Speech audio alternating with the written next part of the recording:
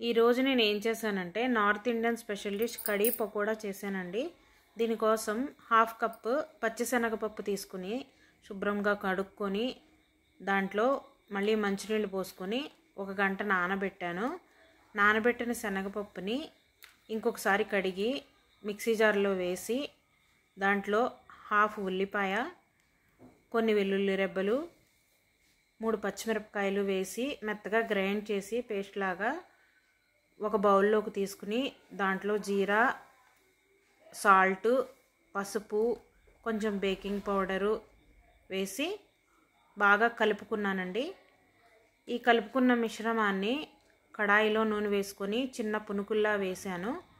అవి బాగా ఫ్రై అయ్యాక గోల్డెన్ కలర్ వచ్చిన తర్వాత తీసి పక్కన పెట్టుకున్నాను. మిగిలిన పిండిని పక్కన పెట్టుకున్నాను. ముందు హాఫ్ కప్ శనగపప్పు తీసుకున్నాం కదా, ఇప్పుడు ఫుల్ కప్పు పెరుగు తీసుకుందాము. తీసుకొని పెద్ద బౌల్లో వేసుకుని దాంట్లో పసుపు, 1 స్పూను కారము, తగినంత ఉప్పు వేసి బాగా మిక్స్ చేసుకోవాలండి. బాగా మిక్స్ చేసుకొని మిక్స్ అయిన తర్వాత దాంట్లో మిగిలిన పేస్ట్ ఉంది కదా, అది వేసుకుని 1 గ్లాస్ వాటర్ యాడ్ చేసుకుని బాగా కలుపుకోవాలి. అది సరిపోకపోతే మనం ఇంకొక గ్లాసు వాటర్ యాడ్ చేసుకోవచ్చు. ఇందులో నేను 1 గ్లాస్ వాటర్ యాడ్ చేశాను.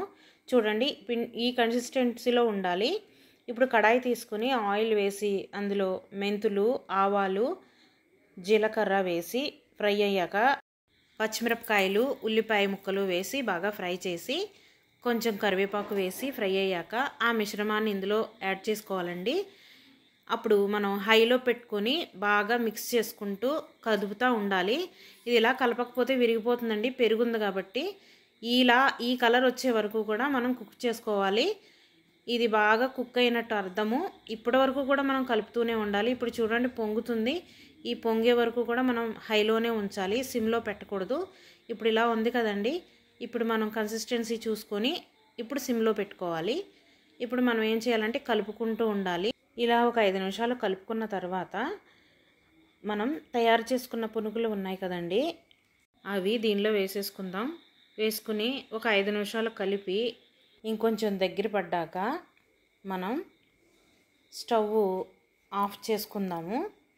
ఆఫ్ చేసుకుని మనం తాలింపు కోసం ఒక పాన్ పెట్టుకొని దాంట్లో కొంచెం ఇంగువ, ఎండుమిరపకాయలు వేసుకొని అవి ఫ్రై అయ్యాక స్టవ్ ఆఫ్ చేసుకుని కారం వేసుకుందాము. ఆ మిశ్రమాన్ని తీసుకువెళ్ళి ఆ కడీలో వేసేద్దాము. వేసేసిన తర్వాత దాన్ని కొంచెం కలిపితే ఇదేనండి కడీ, నార్త్ ఇండియన్ స్పెషల్. ఇది రైస్లో కానీ రోటీలో కానీ చాలా బాగుంటుందండి. ప్లీజ్ ట్రై చేసి చూడండి. Please subscribe my channel.